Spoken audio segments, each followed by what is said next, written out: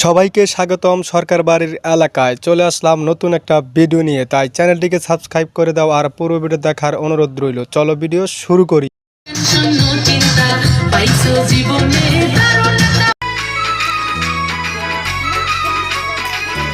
দিদি তুমি তো ভালোই পারো বানর মতো লাফাইতে, তবে দিদি তোমার পিছনে যে আছে সে তো কিছুই কয় না, মনে হয় তোমার মতো তার এত চুলকানি নাই। কি আরে বলুন কি?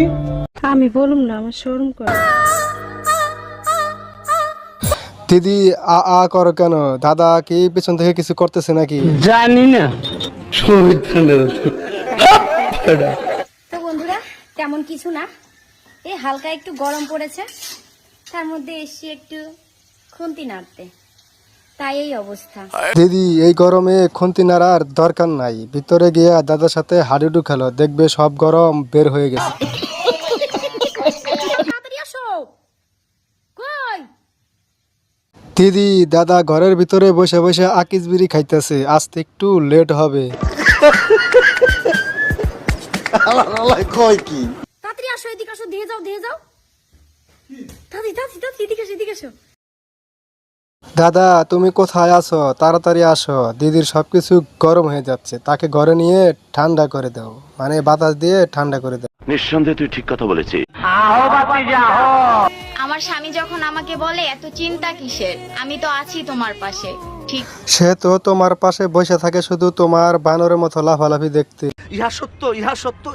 তখন মনে হয় পৃথিবীর সব সুখ আমার কাছে।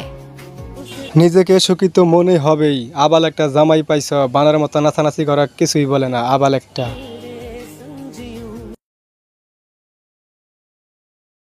তোমাকে ভালোবাসি, আই লাভ ইউ টু।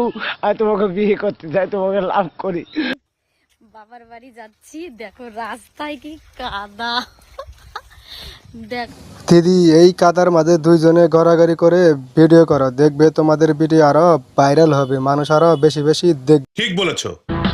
হিসাব বোঝো না, দুধু খাও।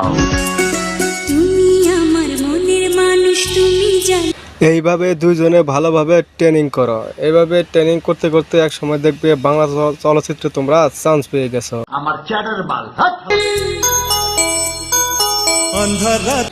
দাদা হাত সরালে কেন? হাত চালিয়ে যাও, ভালোই লাগতেছে।